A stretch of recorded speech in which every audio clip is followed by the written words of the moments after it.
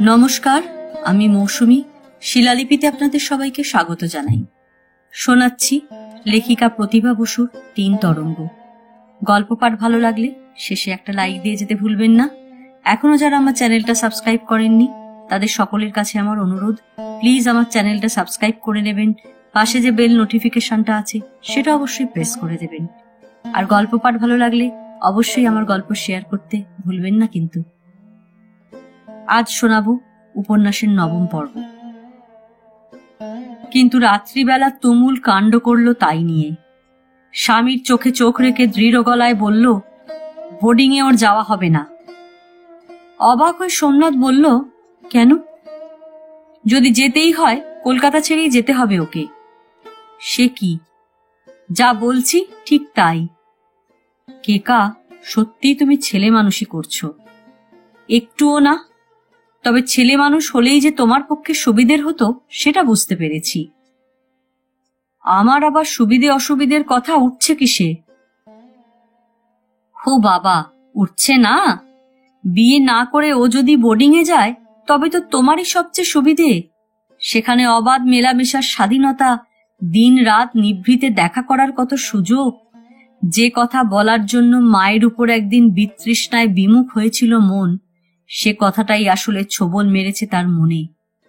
কখন অজান্তে জমে উঠেছে বিষ। একটু তাকিয়ে থেকে সোমনাথ গম্ভীর গলায় বলল, এত ছোট কথা তুমি কখন ভাবো? একটু দ্বিধা না করে কেতকী বলল, তুমি যখন ছোট কাজ করো। না, আমি কখনো ছোট কাজ করি না, ছোট কথাও ভাবি না। টেবিলের কাছে এসে একটা বই তুলে নিল সে হাতে। কেতকী তৎক্ষণাৎ বইটা হাত থেকে টেনে নিয়ে ছুঁড়ে ফেলে দিল মেঝেতে। করো কি না করো তা আমি জানি। আমার মা একদিনের জন্য এসেও তা বুঝে গেছেন। সোমনাথ চুপ। না, এসব চলবে না। চেয়ারে বসল সোমনাথ। তেমনি গম্ভীরভাবেই বলল, কখনো ভাবিনি তুমি এসব কথা বলতে পারো। কেতকী প্রায় গর্জন করল। আমিও ভাবিনি আমাকে লুকিয়ে তুমি কখনো কোনো অন্যায় করতে পারো। কোনো অন্যায় আমি করিনি। কেন করবে না?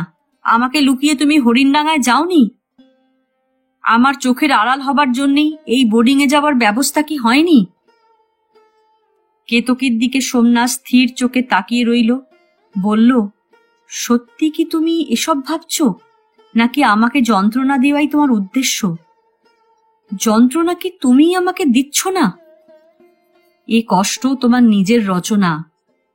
যদি তাই হয়, তা থেকে তুমি আমাকে বাঁচাতে পারো? যদি তুমি নিজে থেকে শান্ত না হও তাহলে আমার মৃত্যু ছাড়া অন্য কোনো প্রতিকার নেই। আমি কি বুঝি না, জানি না এই মেয়ের কেন বিয়েতে মন নেই, গরজ নেই, কিন্তু এ বিয়ে আমি দেবই দেব। তাহলে আর আমাকে জড়াও কেন? যা করবার তা তো তুমি নিজেই করবে। রাগে ফেটে গেল কেতকী। কেন জড়াবো না? বোর্ডিংয়ে যে উনি থাকবেন খরচটা তো তুমিই জোগাবে। আমার কাছ থেকে পয়সা নিয়ে উনি বোর্ডিংয়ে থাকবেন এই কথাটা তুমি না ভাবলেও পারতে। মরে গেলেও তা থাকবেন না। 50 বার এসে উঠতে পারে আর টাকা নিতেই তার আটকাবে? বেশি ইয়ে করো না। ও পাবে কোথায় টাকা? সেটা আমার জানবার কথা নয়। তুমি জানো, জানো, নিশ্চয়ই জানো। মেঝেতে ছুঁড়ে ফেলা বইটা তুলে এনে তার পাতা উল্টালো সোমনাথ। চুপ করে রইলে কেন? জবাব দাও। কেতকী তেতে উঠল। চোখ না তুলেই ঠান্ডা গলায় সোমনাথ বলল, যা জানি না 1000 জিজ্ঞাসাতেও তো তার জবাব দিতে পারবো না। যখন এসেছিল একটা পয়সা ছিল না হাতে, দরিদ্রের অধম, আর এই 2 মাস চাকরি করেই সে এত বড় লোক হয়ে গেল যে মাসে মাসে খরচা দিয়ে বোর্ডিংয়ে থাকবে, মাইনে দিয়ে কলেজে ভর্তি হবে। চুরি নিশ্চয়ই করেনি। না, চুরি করবে কেন? চুরিতে আর কতটুকু ভরে? স্বামীর ওপর রাগে কেতকী অত্যন্ত অসঙ্গত কথা বলতেও দ্বিধা করল না। সম্ভ্রম ভাঙিয়ে খেলে আর যারই অভাবও, টাকার অভাব হয় না মেয়েদের। অমরনারায়ণকে ওর বিয়ে করা উচিত ছিল, অন্তত তাতে ওর চরিত্র বজায় থাকত। বই থেকে চোখ তুলে সোজা স্ত্রীর দিকে অনেকক্ষণ তাকিয়ে রইল সোমনাথ। তারপর দরজা খুলে বাইরে বেরিয়ে এলো। এক ফালি উঠোনের আকাশের মুক্তিতে আর খোলা দরজা দিয়ে তার দিকে তাকিয়ে থাকতে থাকতে দুই হাতে মুখ ঢাকলো কেতকী। যেন লজ্জায় মিশে গেল বিছানায়। বালি সাঁকড়ে মনে মনে বলল, হায় হায়, এ আমি কি হলাম? কেমন করে এমন ছোট হয়ে গেলাম? সেই রাত্রেই সহসা ভোরের দিকে একটা সুতীব্র ব্যথার আলোড়নে ঘুম ভেঙে গেল তার। কুলকুল ঘাম নামলো পিঠে শিরদাঁড়া বেয়ে। মনে হলো কোমর থেকে তলপেট পর্যন্ত যেন কোনো জন্তু তাকে ছিঁড়ে খুঁড়ে চিবিয়ে খেতে খেতে নেমে আসছে আরো নিচের দিকে, ফেটে যাচ্ছে উড়ু দুটো। অধীর হয়ে দাঁতে দাঁত চাপলো, হাতে হাত ঘষল, উঠে বসলো, শুয়ে পড়ল, আবার উঠল, আবার শুলো, তারপর কোকিয়ে উঠল অসহ্য যন্ত্রণায়। সেই শব্দে চোখ মেলে সোমনাথ উঠে বসলো লাফ দিয়ে। আলো জেলে কাত হয়ে শুয়ে থাকা কেতকীর মুখের ওপর ঝুঁকে পড়ে বলল, কি? হ্যাঁ, কি কি হয়েছে? তার কণ্ঠস্বরে ভয় ফুটল। কেতকী জবাব দিল না। সমস্ত শরীরটা কেবল এপাশ ওপাশ মোচড়াতে লাগলো। দুই চোখের জলে তার গাল ভেসে গেল। হাতের মুঠোটা ছোট হতে হতে এইটুকু একটা গিঁটের মতো হয়ে গেল। শোনো, এই কেকা! প্রায় কান্না নেমে এলো সোমনাথের গলায়। ডাক্তার, ডাক্তার ডাকবো? কি করব, বলো বলো। কেতকী হাঁপাতে লাগলো। তারপর নিঝুম হয়ে যেতে যেতে বলল, অরুন্ধতীকে ডাকো। সোমনাথ ছুটে এলো পাশের ঘরে। দরজায় ধাক্কা দিল জোরে। এই যে দেখুন, শুনুন, একবার বাইরে আসুন তো। অরুন্ধতী ধর্মড়িয়ে উঠে নেমে পড়ল বিছানা থেকে। তাড়াতাড়ি দরজা খুলে দিয়ে বলল, কি হয়েছে? আপনি একটু ও ঘরে যান, আমি এখনই ডাক্তার নিয়ে আসছি। ডাক্তার? অরুন্ধতীর গলা কেঁপে গেল। ছেলে মানুষ, বুক ঢিপঢিপ করতে লাগলো অজানা ভয়ে। সোমনাথ আর দাঁড়ালো না, কিন্তু ফিরে এলো তক্ষুনি। টাকা, টাকা তো নিয়ে যায়নি? তোমার আলমারির চাবি কই? টাকা? সোমনাথের দিকে একটা শূন্য দৃষ্টি মেরে দিল কেতকী। টাকা তো নেই, মাত্র একটা 10 টাকার নোট বোধহয় পড়ে আছে কাপড়ের ভাঁজে। সর্বনাশ! তবে তবে কি উপায়? সবে 8 পুড়ে 9 মাস চলছে কেতকীর। এর মধ্যেই যে এই বিপদ এসে হাজির হবে ঘরে, কে জানত? সোমনাথ মাথায় হাত দিল। শান্ত চোখে তাকিয়ে অরুন্ধতী বলল, আমার কাছে আছে। উঠে এলো সে ঘরে। ব্যস্ত ব্যাকুল সোমনাথের হাতে মৃন্ময়ীর থলিটা তুলে দিল নিঃশব্দে। সোমনাথ আর তাকালো না কোনো দিকে। কি আছে, কত আছে হিসেব করল না কিছু। এক ছুটে বেরিয়ে এলো রাস্তায়। অরুন্ধতী এসে বসল কেতকীর মাথার কাছে, হাত বুলিয়ে দিল গায়ে। সব বেদনা মুছে নিতে চাইল একাগ্র হয়ে। আর কেমন ভয় মেশানো একটা কান্না গড়াতে লাগলো বুকের মধ্যে। এ দৃশ্য কি সে কোনোদিন দেখেছে? কোনোদিন কারো জন্ম মুহূর্তে সে বসেছে মায়ের মাথার কাছে? তার মতো ছোট মেয়েকে কে কবে মাথা গলাতে দিয়েছে এই অভিজ্ঞ ব্যাপারে? কেতকীর যন্ত্রণা ক্রমেই বেড়ে উঠতে লাগলো। আরো, আরো, আরো। কি অসহ্য ব্যথা! দুরন্ত অশান্ত বন্যার মতো ভাসিয়ে নিতে লাগলো তাকে। ঢেউ আসে, ঢেউ যায়, তীরে এসে ফেটে পড়ে শতধা হয়ে। একবার দম বন্ধ হয়ে আসে, একবার নিঃশ্বাসের ঘনতায় এতখানি ওঠাপড়া করে সারা শরীর। একবার ব্যথার চাপে ছিন্ন ভিন্ন হয়ে ওলট পালট করে, আবার জুড়িয়ে গিয়ে ক্লান্তি নামে চোখে। মৃদু কাতরোক্তি আর্তনাদে এসে পৌঁছল। এরই নাম প্রসব ব্যথা? যন্ত্রণায় চিৎকার করতে করতেও কেতকী ভাবল, এত কষ্ট! মাকে এরকম করেই বিদীর্ণ করে তবে সন্তান আসে পৃথিবীতে। এরকম করে তবে একদিন সেও এসেছিল, সোমনাথও এসেছিল।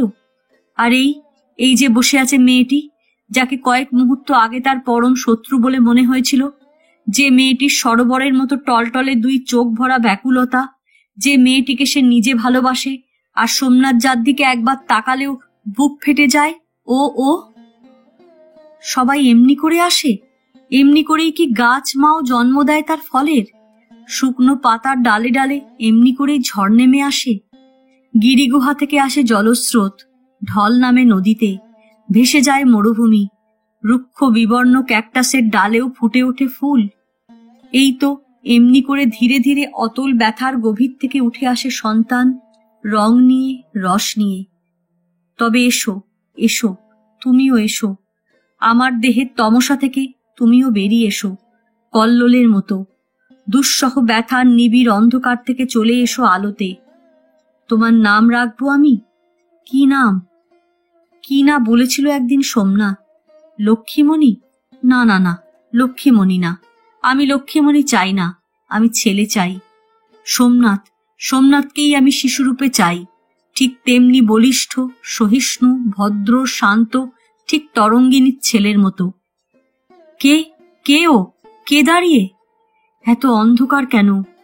কি দেখছি আমি? কাকে দেখছি? সাদা থান পরে কে এমন কান্না ভরা চোখ নিয়ে দাঁড়িয়ে আছে আমার শিয়রে? অরুন্ধতী, অরুন্ধতী, কই? সোমনাথ, তুমি কই? কে? কে গো তুমি? জ্ঞান হলো প্রায় 48 ঘন্টা পরে। বাড়িতে ডাক্তারের হাট বসে গেছে ততক্ষণে। টুপি পরা নার্স ঘোরাফেরা করছে চারদিকে। অ্যাপ্রন পরা ডক্টর নন্দী হাত ধুচ্ছেন ছোট গামলায়। অ্যাসিস্ট্যান্ট মজুমদার ইঞ্জেকশন দিচ্ছেন গম্ভীর মুখে।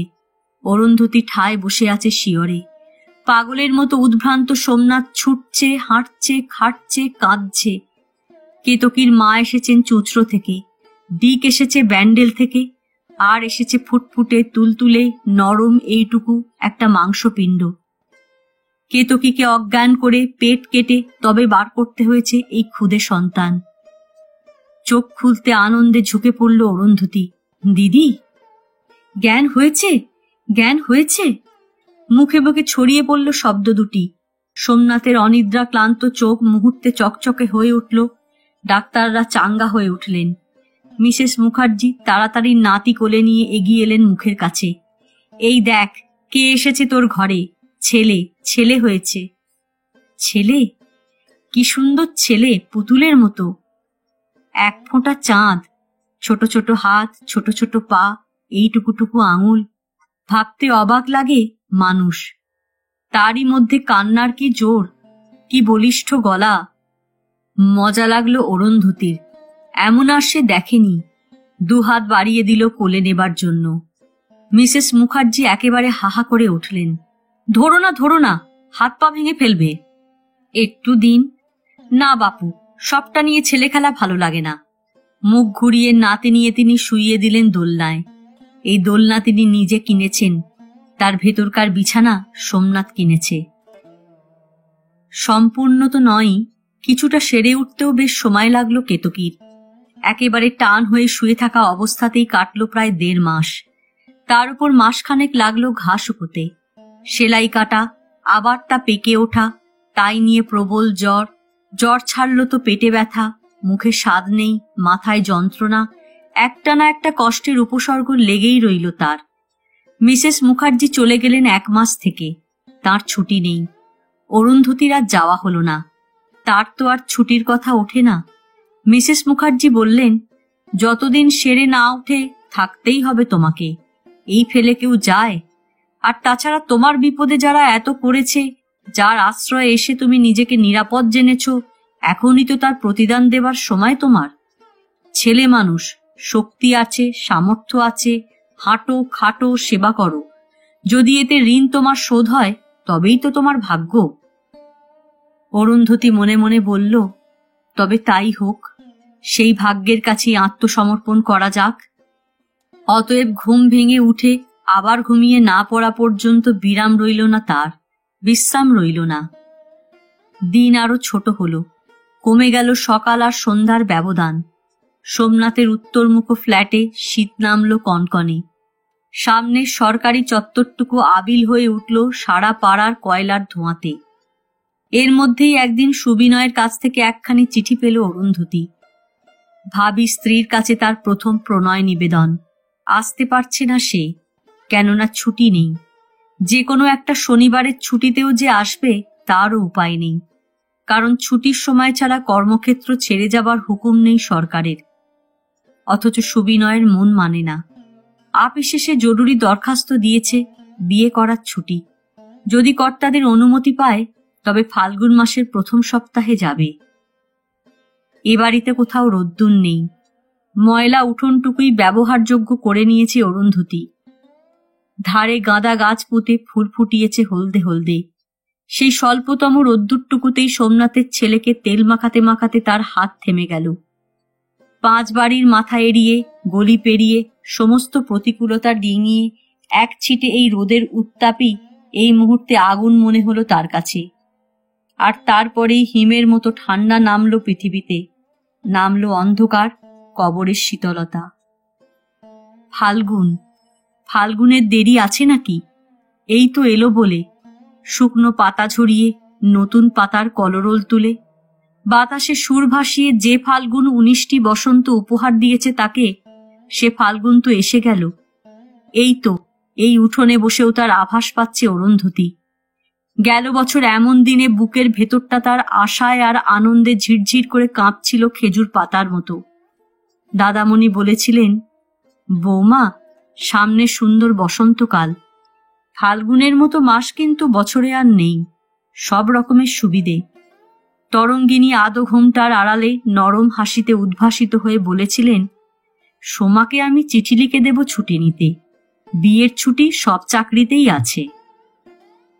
মনের কথা মনেই লীন হলো দুজনের। দাদামণি বিছানা নিলেন হঠাৎ, তারপর কে যেন এক গণ্ডুসে সব গ্রাস করে নিল। আর অরুন্ধতী, এই তো অরুন্ধতী আবারও কাঁপছে, তেমনি ঝিরঝিরে খেজুর পাতার মতোই কাঁপছে তার বুক, আশায় নয়, আশঙ্কায়। সত্যি সে আশঙ্কায় কেঁপে উঠল। দুপুরবেলা টুকটুক কড়া নাড়ার আওয়াজ শুনে দরজা খুলে দিয়ে যখন দেখল সুবিনয় দাঁড়িয়ে আছে সামনে, মুখের গোলাপি রঙে তার ছায়ের বিবর্ণতা ছড়িয়ে পড়ল। সুবিনয় হাসিতে বিস্তীর্ণ হয়ে বলল, এই যে, কেমন আছো? অরুন্ধতী নামিয়ে নিল চোখ। এইবার সত্যি পালে বাগ পড়ল তোমার অরুন্ধতী, অভাগা এসে গেছে, ফাল্গুন পর্যন্ত আর পারলাম না অপেক্ষা করতে। অরুন্ধতী তার তুমি সম্বোধনটা লক্ষ্য করল। উহ, কি শীত ফ্ল্যাটটাতে, ভারী বিস্মৃত, থাকো কি করে? বাড়ি অরুন্ধতীর নয়, সোমনাথের। শুকনো গলায় বলল, বসুন, আমি দিদিকে বলছি, ওর খুব অসুখ। অসুখ? কি অসুখ? ওই মানে ওর একটি ছেলে হয়েছে। ছেলে? আরে, আমাকে তো জানাওনি সে কথা। যেন অরুন্ধতী সর্বদা সব কথাই তাকে জানায়। ভেতরের দিকে যাচ্ছিল সে, সুবিনয় বাধা দিল, শোনো শোনো, অসুস্থ মানুষকে বিরক্ত করে লাভ নেই, তুমি বসো। আমার কাজ আছে।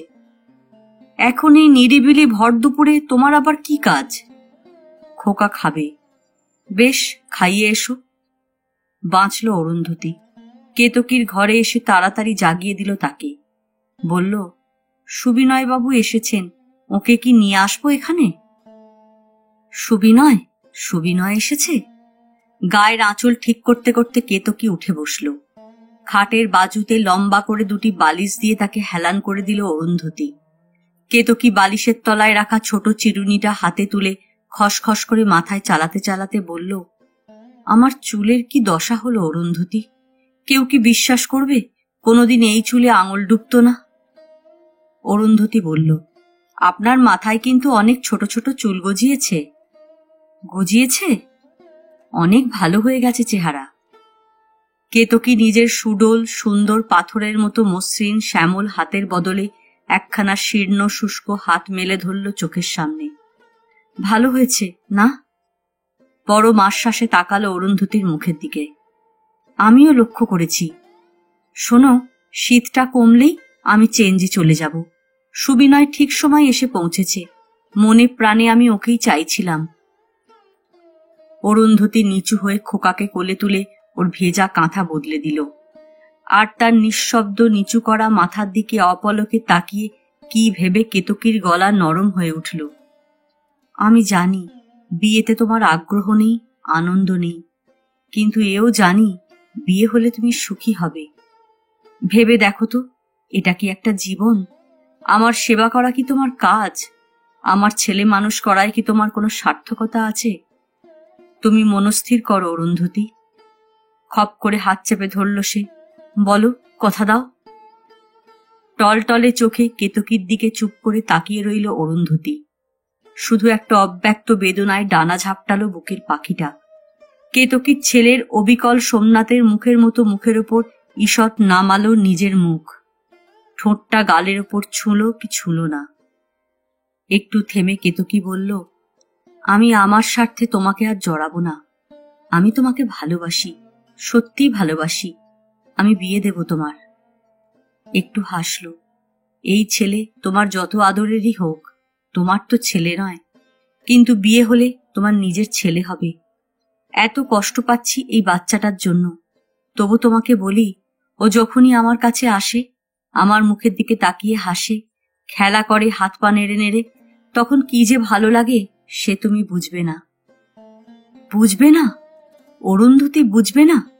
কেতকী কি জানে না এই ছেলের জন্মটুকুই শুধু সে দিয়েছে, আর সবই করেছে অরুন্ধতী। রাত জেগে বসে থেকেছে কোলে নিয়ে, নোংরা ঘেটেছে 2 হাতে, স্নান করিয়েছে, পলতে দিয়ে খাইয়েছে। এই জীবন্ত পুতুলি তো এখন জুড়ে রয়েছে তার সারা মন, সমস্ত সময়। আর তা কি অতীত? এই তো, এই মুহূর্তেও তো তারই বুকের উত্তাপে বড় হচ্ছে সে। শীত ঘন হবার পরে বিছানায় সে কতটুকু গা দেয়, কেবল দুপুরটুকু থাকে মার কাছে, ওইটুকুই সারাদিনে।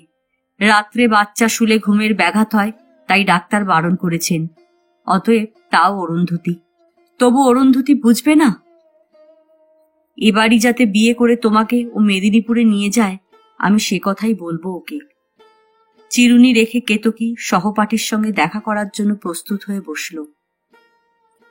পরের দিন সন্ধ্যাবেলা মস্ত দামি এক উপহার কিনে নিয়ে এলো সুবিনয়। সারা গায়ে চুনি সেট করা গোল আংটি। সোমনাথকে দেখিয়ে বলল, রাত 10টায় বর্ধমান যেতে হচ্ছে বড় সাহেবের সঙ্গে, ফিরব 10 পরে। এসেই আবার রানাঘাটে কয়েকদিন, তারপর আবার কলকাতা 1 সপ্তাহ। আশা করি এই কদিনে কেতকী অনেকটা সেরে উঠবে। অন্তত বিয়ের দিনটা তুমি আপিস যাবে না। সোমনাথ মৃদু হাসল, তারপর মনোযোগ দিয়ে দেখল আংটিটা। কেতকী খুশি হয়ে বলল, যা হোক, তোমার পছন্দটা ভালোই। সুবিনয়, ভাগ্যটাও ভালো। তা এত লজ্জা কিসের? যাকে বাঁধবার জন্য তোমার এই ইটারনিটি রিং, যাও না, তার হাতেই পরিয়ে দাও না গিয়ে। স্বামীর দিকে তাকালো। চুপ করে আছো কেন? ওঠো, মিষ্টি টিষ্টি আনো। আজ তো একটা দিনের মতো দিন। নিশ্চয়ই। তাড়াতাড়ি উঠল সোমনাথ, কিন্তু বাধা দিল সুবিনয়। আরে ওটা আমার, রামদিনকে ডাকো। করে কয়েকটা 10 টাকার নোট বার করল সে পকেট থেকে। মিষ্টি তো আজ আমি আনবো। বলো কেতকী, কি খাবে? কি কি খাওয়া তোমার বিধান? আজকের এই সন্ধ্যা আমার বিনা বিধানের, যা খাওয়াবে তাই খাবো। ঠিক আছে। সুবিনয় নিজেই ব্যস্ত সমস্ত হয়ে ভেতরের দিকে এলো। 2 বার চেঁচালো, রামদিন রামদিন বলে। ঝিকে দেখতে পেয়ে আসতে বলল, দিদিমণি কোথায়? খোকাকে ঘুম পাড়িয়ে একা চুপচাপ বসেছিল অরুন্ধতী। বুকটা কাঁপছিল তার পায়রার বুকের মতো থরথর করে। ভেতরে ভেতরে কঠিন সত্যের মুখোমুখি দাঁড়াবার প্রস্তুতি চলছিল। ব্যাপারটা গড়াতে গড়াতে এখন যেখানে এসে পৌঁছেছে, তারপর আর চুপ করে বসে থাকার কোনো প্রশ্ন নেই। বাইরে থেকে সুবিনয় বলল, আসবো? ব্যস্ত হয়ে অরুন্ধতী উঠে এলো দরজার কাছে। হ্যাঁ, এই যে, কিছু বলবেন? সুবিনয় অভিমান আহত গলায় বলল, আমাকে দেখলেই তুমি পালিয়ে যাও কেন বলো তো? এই ধরনের কথা এই নতুন। অরুন্ধতী দাঁত দিয়ে ঠোঁট কামড়ালো, বলল, আমার তো কোনো দরকার থাকে না। তবে এখানে কার জন্য আসি? আমার জন্যে? নিশ্চয়ই, কিন্তু আমি তো আপনার বন্ধু নই। তুমি তো বন্ধু বান্ধবের অতীত অরুন্ধতী। শোনো, 1 পা এগোলো সে। হাতটা দাও তো, দেখো তো এই আংটিটা। না না। বিদ্যুৎ স্পৃষ্টের মতো 2 পা পিছিয়ে গেল অরুন্ধতী। মৃদু হেসে সুবিনয় বলল, কি হলো, এত কিসের লজ্জা? না, লজ্জা তো নয়। অরুন্ধতী বড় বড় নিঃশ্বাস নিতে লাগলো। এ আংটি আপনি কার জন্য এনেছেন? সুবিনয় ঝাপসা অন্ধকারে অরুন্ধতীর ফর্সা মুখের দিকে তাকিয়ে একটু অবাক হলো। একটু অস্বাভাবিক লাগলো তার অরুন্ধতীর কথা বলার ভঙ্গি, আঁতকে ওঠার তৎপরতা। একটু ভেবে আসতে বলল, তোমার জন্য। আমার জন্য? কেন? তা কি তুমি জানো না? জানি, কিন্তু ও আংটি আপনি ফিরিয়ে নিন। অরুন্ধতী প্রায় রুদ্ধস্বর হল। সুবিনয় তাকিয়ে থেকে বলল, কেন? ও আমি নিতে পারি না। ও হয় না, হতে পারে না। কি হয় না? আপনি যা ভেবেছেন, আমাকে ক্ষমা করুন, আপনি আমাকে দয়া করুন। এক মুহূর্ত চুপ করে থেকে সুবিনয় আস্তে আস্তে বলল, তুমি কি এই বিয়েতে রাজি নও? বিয়ে আমি করব না, করতে পারি না। কেন? আমাকে তোমার যথেষ্ট যোগ্য বলে মনে হচ্ছে না? না, সেসব আমি ভাবিনি। তবে কি জন্য তোমার এই আপত্তি? আর কোনো প্রশ্ন করলে আমি তার জবাব দিতে পারবো না। আপনি ক্ষমা করুন আমাকে। ক্ষমার কথা উঠছে না, কিন্তু তোমার এই অভিমতটি তো আমাকে আগে জানানো উচিত ছিল। এখন আমি যদি বলি তুমি বাগদত্তা, বিয়ে তোমাকে করতেই হবে। বাগদত্তা? কেন নয়? অনেক দিন ধরে তোমার সঙ্গে আমার এই বন্ধন স্থির হয়ে আছে। এক কথায় তো সেটা চুকে যাবার নয়। ভীত বিবর্ণ মুখে অরুন্ধতী বলল, এসব আপনি কি বলছেন? যা ঠিক তাই বলছি। আপনি কি জোর করতে পারেন? অনায়াসে। তারপর বিয়ে হলে সব মেয়েই ঠিক হয়ে যায়। অরুন্ধতী চুপ করে থেকে একটু ভাবল। সুবিনয়ের মুখের দিকে তার বড় বড় চোখের অপলক দৃষ্টি মেলে রেখে বলল, সে মেয়ে যদি বিবাহিত হয়? কি? কিংবা সে যদি মনে মনে অন্য মানুষকে স্বামী বলে জানে, তবুও? তুমি বলছো কি? আমার কথা তো আপনি কিছু জানেন না। আপনার বন্ধু কেতকীর কাছেও আমি অপরিচিত মানুষই বোধহয়। তা নইলে আমার জীবনের সবচেয়ে বড় অংশটাই উনি আপনাকে বলেননি কেন? এবার গুম হয়ে দাঁড়িয়ে গেল সুবিনয়। অসহায় চোখে তাকালো চারদিকে। অরুন্ধতীর দিকে তাকালো, তাকিয়েই রইল। শিথিল গলায় বলল, সে কে? অরুন্ধতী জবাব দিল না। পর্দা ধরে দাঁড়িয়ে রইল ছবি হয়ে। সুবিনয় অপলক দেখল তাকে। তারপর আবার ধীরে ধীরে বলল, কে সে? অরুন্ধতী হাঁপালো। আমায় আর কিছু জিজ্ঞেস করবেন না। যা বলছো তবে তা সত্যি? সত্যি। সত্যি তুমি বিবাহিত? আমার মনে আমি তাই জানি। ও, তোমার মনে জানো? তাহলে তার সাক্ষী নেই কোনো? যারা ছিলেন তারা স্বর্গে, আর সাক্ষী আমি নিজে। কিন্তু এসব সাক্ষী সাবুদের আপনার দরকার কি? যে মেয়ে মনে মনে অন্য মানুষকে স্বামী বলে জানে, তাকে নিয়ে আপনি কি করবেন? তাই তো, তাকে নিয়ে আর সুবিনয়ের কি হবে? আংটির বাক্সটা হঠাৎ যেন বড় ভার হয়ে উঠল পকেটের মধ্যে। তবু সে দাঁড়িয়ে রইল আরো খানিকক্ষণ। একটা ব্যর্থতার বেদনা ছড়িয়ে পড়ল তার সারা চেহারায়। আস্তে আস্তে চলে গেল সেখান থেকে। আর অরুন্ধতী দাঁড়িয়ে অপেক্ষা করতে লাগলো তার পরের ঘটনার জন্য। কিন্তু না, এ ঘরে এসে সুবিনয় সে বিষয়ে কিছুই উচ্চবাচ্য করল না। সহজভাবেই কথাবার্তা বলল। একটু পরে হঠাৎ একটা জরুরি কাজ মনে পড়ার অছিলায় ভদ্রভাবেই বিদায় নিল তাড়াতাড়ি। এই নিয়ে যে সুবিনয় কেতকীর কাছে কিছু বলাবলি করল না, অন্তত এই মুহূর্তে, তাতে অত্যন্ত কৃতজ্ঞ বোধ করল অরুন্ধতী। কিন্তু সেই রাত্রে এক পলকের জন্য দুই চোখ এক করতে পারল না সে। একটা সদ্য ধরা টিয়া পাখি যেমন অবিরাম অবিশ্রাম আবদ্ধ খাঁচা থেকে বেরোবার জন্য মাথা খোঁড়াখুড়ি করে, তেমনি এ দেয়াল ও দেওয়াল ছোটাছুটি করল। ভেবে ভেবে কিছুতেই ঠিক করতে পারল না এখন সে কি করবে, কোথায় যাবে। আর খোকা? বুকের মধ্যে বিদ্যুতের মতো চমকে উঠল কথাটা। এই খোকাকে ছেড়েই বা এখন সে থাকবে কেমন করে? প্রেমের মধ্যে থাকে জ্বালা, সেই দহনই অনেক সময় মানুষকে অনেক অসম্মান থেকে রক্ষা করে। সোমনাথকে ছেড়ে যাবার জন্য তার যে ছটফটানি ছিল, সোমনাথের সুখের সংসারে থেকে তার স্ত্রীর সেবা করার মধ্যে যে বেদনা ছিল, তা তো কই খোকার বেলায় অনুভব করতে পারছে না। এখানে এই ভালোবাসার কাছে সত্যিই যে সে অসহায়, বিপন্ন, বন্দী। স্নেহ তাকে ভাসিয়ে নিয়ে গেছে তার নিম্নগামী স্রোতের জোয়ারে। অথচ এই তো সেদিন ও জন্মালো। আর ওকে প্রথম যখন অপটু হাতে কোলে নিল অরুন্ধতী, বুকটা যেন হাহাকার করে উঠেছিল। ও যে সোমনাথের স্ত্রীর ছেলে, এই সত্যটুকু মেনে নেওয়ার মধ্যে কতই না যন্ত্রণা ছিল সেদিন। তারপর কখন হাত নেড়ে পা নেড়ে কোলে শুয়ে মুখের দিকে তাকিয়ে রাত জাগিয়ে দিনের অবসর কেড়ে নিয়ে সমস্ত হৃদয় কেড়ে নিল কে জানে। আর এখন ও যখন হাসতে শিখেছে মোটা গালে চোখ ডুবিয়ে, কাঁদতে শিখেছে দেখতে না পেলে, মাম্মা বলে ঝাঁপিয়ে পড়তে শিখেছে বুকের ওপর, তখন ঠিক তখনই কি বিদায় নেবার সময় হলো তার? এই কি তার ভাগ্য? এই তার ভাগ্য। এই ভাগ্যের সঙ্গে সে বাস করছে 19 বছর। এই কথা তো মৃত্যুর মতো সত্য যে এই ছেলে তার নয়, এ সংসার তার নয়। আর সোমনাথও তার কেউ নয়, কিছু নয়। হৃৎপিণ্ড ছিঁড়ে দিলেও সেখানে এক ফোঁটা অধিকার জন্মাবে না তার। ফুপিয়ে উঠে ভেজা মুখ সে বালিশের গভীরে লুকোলো। সেই রাত্রে কি জানি কেন সোমনাথেরও ঘুম এলো না চোখে। কত কথার ঢেউ আছাড় খেল বুকের তটে। অদ্ভুত একটা বেদনাবোধ আচ্ছন্ন করল হৃদয় মন। কেন, কিসের এই বেদনা? মনের গভীরে আজ কোন অবচেতন বিদ্রোহ করছে চেতনায় উঠে আসবার জন্য? ঝাপসা ঝাপসা কি কথা আজ সোমনাথের কাছে স্পষ্ট হয়ে উঠতে চাইছে? কি সেই কথা যার জন্য আজ সে ঘুমোতে পারছে না? জানি অনেক অশান্তি আছে তার। 3 মাস ধরে তার স্ত্রী বিছানায় শুয়ে। ডাক্তারে, ওষুধে, নার্সে অরুন্ধতির গচ্ছিত ধন নিঃশেষিত। এমনকি তার গয়নার থলিতেও থাবা বসিয়েছে কেতকীর অসুখ। যে গয়নার থলি তার মার নয়, সর্বতোভাবে অরুন্ধতিরই। যে গয়নার থলিতে পীতাম্বর বাণুজ্যের হাতে লেখা ফর্দ ছিল। নাতনির বিবাহের যৌতুক বলে স্বাক্ষরিত চিঠি ছিল একখানা।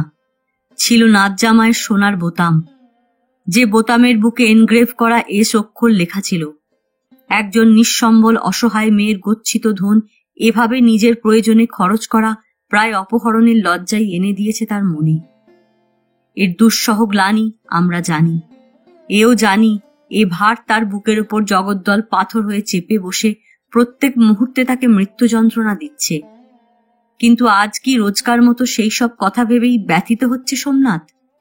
কই না তো, বরং সেসব প্রাত্যহিক যন্ত্রণার ইতিহাস আজ লুপ্ত তার কাছে। এই মুহূর্তের বেদনার কাছে সেই যন্ত্রণা অনেক ছোট মনে হচ্ছে তার। তবে যে কি সে কথাটা আর সোমনাথ মনের উপরতলায় ভাসতে দিল না। কেবল চুপ করে চেয়ারে বসে তাকিয়ে রইল অন্ধকার জানলা দিয়ে আকাশের দিকে। পরের দিন হঠাৎ মিসেস মুখার্জি এসে হাজির। দীর্ঘদিনের ছুটি নিয়ে এসেছেন তিনি। বললেন, কত কাণ্ড করে তবে 5 মাসের ছুটি পেলাম। যাই বলিস, পরের চাকরি করার মতো বিড়ম্বনা আর নেই। মেয়ে আমার রোগে শুয়ে ধুঁকছে, বলে কিনা ছুটি দেবে না। খুশি হয়ে কেতকী বলল, ভাগ্যিস এসেছ। অরুন্ধতী চলে গেলে আমার উপায় ছিল না, তখন তোমাকে চাকরি ছেড়েও আসতে হতো। তাই তো, আসলে হাসপাতালের কতগুলো জিনিসের চার্জে ছিলেন তিনি, সেগুলো নিয়েই কি গোলমাল করেছেন। ফলে বিনা নোটিশে চাকরি গেছে তার। সে কথাটা চেপে গেলেন। তার পরের দিন ডিকো এসে হাজির তার ছোট বাক্স বিছানা নিয়ে। হোস্টেল ছেড়ে দিয়ে এসেছে সে, এখন থেকে এখানে দিদি জামাইবাবুর কাছেই থাকবে বলে। এদিকে ডাক্তার বললেন, স্ত্রীকে নিয়ে আপনি ইমিডিয়েটলি কোনো শুকনো জায়গায় চেঞ্জে চলে যান, তা নইলে এ জ্বর সহজে বন্ধ হবে না। মিসেস মুখার্জি তৎক্ষণাৎ মাথা নাড়লেন, ঠিক, চেঞ্জে না গেলে কখনো অসুখ সারে? তারপর জামাইকে বুদ্ধি দিলেন, তুমি এত ভাবছো কেন? রাঁচিতে যাবার ব্যবস্থা করো, চমৎকার শুকনো জায়গা। আমি এখনই রেভারেন্ড মন্ডলকে বা ফাদার জোসেফকে চিঠি লিখে দিতে পারি। ওরা ওখানকার সব আটঘাট জানেন। হোটেল চাও হোটেল, বাড়ি চাও বাড়ি, সব ওরা ঠিক করে দিতে পারবেন। দীর্ঘশ্বাস ছেড়ে বললেন, আমারও যা শরীরের অবস্থা, কোথাও বাইরে না গেলে আর ভালো হবার নয়। ডিক নেচে উঠে বলল, অল রাইট, জামাইবাবু যদি ছুটি না পান আমিই নিয়ে যাব সকলকে। শীর্ণ হাত স্বামীর কোলের ওপর বিছিয়ে দিয়ে কেতকী কাঁদল। তুমি তাই করো, আমি আর বিছানায় শুয়ে ভুগতে পারি না। শুনতে শুনতে যেন অথই জলে হাবুডুবু খেল সোমনাথ। স্ত্রীর হাতে হাত বুলিয়ে শূন্য চোখে তাকিয়ে চুপ করে রইল। বলতে পারল না টাকা কই, জিজ্ঞেস করতে পারল না 4 মাসের শয্যায় কত টাকা তাকে বিছোতে হয়েছে, সে কথা কেতকী বা তার মা কখনো ভেবেছেন কিনা। ভাবলেও সে টাকা কোথায় পেয়েছে তা জানেন কিনা। কেবল মনে মনে চিন্তার কুটিল রেখা এই কটি কথা আঁকিবুকি কাটল। এতগুলো লোকের সংস্থান একা একা সে এখন করবে কোথা থেকে? এরপরে আরো ভুগলে কেতকীর চিকিৎসা করাবে কি দিয়ে? ছোট একটা শিশুর অনেক বড় দায়িত্বই বা পালন করবে কেমন করে? আর অরুন্ধতী, তার কথাটাই কি খুব ভাববার অযোগ্য? যে কটি টাকা মাইনে পায় ব্যাগ শুদ্ধ এনে ফেলে দেয় অরুন্ধতির কাছে। সোমনাথ জানে না, বুঝতে পারে না কি করে চালিয়ে নেয় সে। আগে যখন তারা মাত্র 2টি প্রাণী ছিল, অসুখ ছিল না, ওষুধ ছিল না, বাচ্চা ছিল না, বাচ্চার দায় ছিল না, তখন তো কত টানাটানি গেছে মাসের শেষে। টুকটাক ধার করতে হয়েছে এর ওর কাছে, আবার শোধ দিতে গিয়ে টান পড়েছে পরের মাসে। অথচ এখন তো তাতেই চলে যায়, কষ্টও হয় না কিছু। কেতকীর অসুখের পরে মনে আছে তার মিসেস মুখার্জি চালিয়েছিলেন সংসার। মাইনে শেষ হতে তার ঠিক 13 দিন লেগেছিল। অরুন্ধতির টাকা ছিল তখন হাতে, কষ্ট হয়নি। যত লাগে নাও, যত খুশি খরচ করো। আর তারপরে তিনি চলে গেলে সেই দিত রামদিনকে। কতবার দিত তাও যেমন মনে থাকতো না, কত দিত তাও তেমনি ভুলে যেত। একটা অব্যবস্থার অরণ্যে কেবল পথ হাতড়ানো। আর সেই ভুলের সুযোগে রামদিন তার 2 হাতকে 10 হাত বানালো। কয়লা থাকতে কয়লা, তেল থাকতে তেল, চিনি থাকতে চিনি, চা থাকতে চা, সংসারের যাবতীয় খরচের উপর ভারী হাতে লাঙল চষতে লাগলো সে। তারপর একদিন দরজার আধো আড়ালে দাঁড়ালো অরুন্ধতী।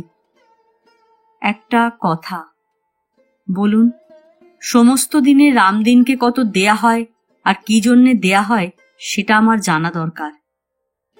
ও তাই তো, উদ্ভ্রান্ত বোধ করল সোমনাথ। আমার তো ঠিক মনে থাকে না। তা নইলে আমার হিসেব নিতে অসুবিধে হয়। রামদিন ঠিক কথা বলে না। হিসেব? আপনি হিসেব নেন নাকি রোজ? মনে পড়ল রাত্রিরে খাওয়া দাওয়া মিটে যাবার পরেও রামদিনের সঙ্গে আলো জ্বালিয়ে অরুন্ধতির আরো অনেকক্ষণ কি কথা চলে। লক্ষ্য করেছে সোমনাথ। ভেবেছে হয়তো পরের দিনের কাজকর্মের নির্দেশ দিচ্ছে কোনো। কৌতূহল হবার কথা নয়, কিন্তু আজ বোঝা গেল সেই নীরব মুহূর্তগুলিতে অরুন্ধতী সোমনাথের ভুলের মাসুল গোনে। কাল থেকে কি লাগবে না লাগবে আমি তার চিরকুট লিখে দেব। আপনি শুধু জানাবেন কত টাকা ওকে দিলেন। চোখ তুলল না অরুন্ধতী। একটু সরে এসে একখানা সাদা হাত টেবিলের উপর রাখল।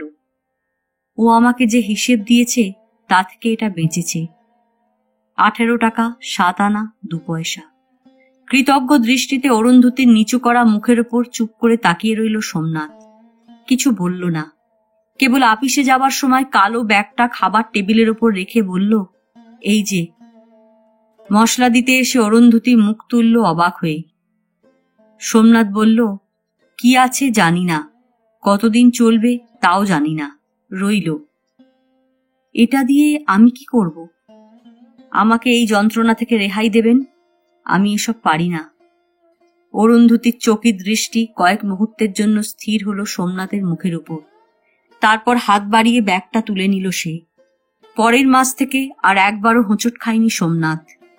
অন্তত সংসারের অনটন চুকেছে তার। কিন্তু তার বাইরে আছে প্রত্যহের ডাক্তার খরচ, বড় বড় অঙ্কের ওষুধ, আজ এই টনিক, কাল সেটা বদলে আরেকটা, আছে ইঞ্জেকশন, আছে পথ্য, দুধ, ফল, কি না, সেগুলো জোগাতেই প্রাণান্ত। যা দিয়ে এতদিন চলছিল তা তো কবেই তলানিতে ঠেকেছে। শেষে কি ওর গয়নাগুলো সব বেচবে সোমনাথ? ছি, তার চেয়ে মৃত্যুও ভালো। দেখতে দেখতে তার 2.5খানা ঘরের ছোট্ট ফ্ল্যাটটা যেন একেবারে ঠাসাঠাসিতে, ঘেঁষাঘেঁষিতে, বলা বলিতে একটা হাটের মতো হয়ে গেল। মিসেস মুখার্জি গুছিয়ে নিলেন সব। বসবার ঘরে দেয়ালের পাশে ক্যাম্প খাট পড়ল রাত্রিরে ডিকে শোবার জন্যে। আর অরুন্ধতির ঘরটা হলো তার পরবার। দিনের বেলায় মা আর ছেলে সেই ঘরেই থাকে, দিবানিদ্রা দেয়। আর অরুন্ধতী কাজকর্ম সেরে খাবার ঘরেই বসে থাকে চুপচাপ। খোকা থাকে কাছে, সময় কেটে যায়। রাত্রিরে অবশ্যই শোয়ে গিয়ে নিজের ঘরে। খাটে মিসেস মুখার্জি, মেঝেতে অরুন্ধতী। কেতকী জিজ্ঞেস করে, অরুন্ধতী, দিনের বেলা তুমি অমন ছটফটিয়ে ঘুরে বেড়াও কেন আজকাল? শুলেই পারো একটু। অরুন্ধতী তার মুখের দিকে চুপ করে চেয়ে হাসে। বলতে পারে না, কেতকীর বাড়িতে আর জায়গা নেই তার। খোকার জন্যই তোমার বিশ্রাম হয় না। ঝিটা করে কি? ও তো সবই করে, খোকাই যেতে চায় না ওর কাছে। পাজি ছেলে, তোমার কাছে ছাড়া আর কার কাছেই বা যেতে চায়? স্নেহে বিগলিত হয়ে ওঠে কেতকীর কণ্ঠস্বর। একটি নরম করুণ হাসি ছড়িয়ে পড়ে অরুন্ধতির মুখে। মিসেস মুখার্জি যে তার এক ফোঁটা নিরিবিলি বিশ্রামের জায়গাটুকুই কেড়ে নিলেন তাই নয়, সংসারের ভারও তুলে নিলেন হাতে। কালো রঙের মোটা মানিব্যাগটা ট্রাঙ্কে ভরে রাখতে রাখতে বললেন, ছেলে মানুষ, স্বাধীনভাবে এবার ঘুরে ফিরে বেড়াও, এসব ঝক্কি পোয়ানো কি সোজা? মেয়েকে বললেন, তোমাদের আবার সবটাতেই বাড়াবাড়ি। হাজার হোক বাইরের মানুষ, আজ আছে কাল নেই, একেবারে সর্বস্ব দিয়ে বসে থাকার দরকারটা কি? একটা বই পড়তে পড়তে চোখ না তুলেই কেতকী বলল, যতক্ষণ আছে ততক্ষণ তো ওর ওপরই সব দায়িত্ব। তাই বলে মাইনের টাকাটা এনে ওর কাছে দেবে? মাইনের টাকা? মুখ ফেরালো কেতকী। মাইনের টাকা দেরাজেই থাকে। তাহলে তো তুমি সবই জানো দেখছি। কেন, কি জানি না? কি আবার, আমি এসে তো তবে ব্যাগটা নিয়ে নিলুম, তুই না হয় শুয়েই আছিস, কথা তো বলতে পারিস, হিসেব নিকেশটা তো নিতে পারিস। ওরে বাবা, ওসবের মধ্যে আমি নেই। কেতকী আবার তার অর্ধসমাপ্ত উপন্যাসে মনোযোগ দিল, আর মেয়ের নির্বুদ্ধিতায় হতবাক হলেন মা। আজ এ পর্যন্তই। উপন্যাসের 10ম পর্ব নিয়ে অন্যদিন আসবো। গল্প পাঠ ভালো লাগলে লাইক, শেয়ার, কমেন্টস করতে ভুলবেন না। আজকের মতো নমস্কার।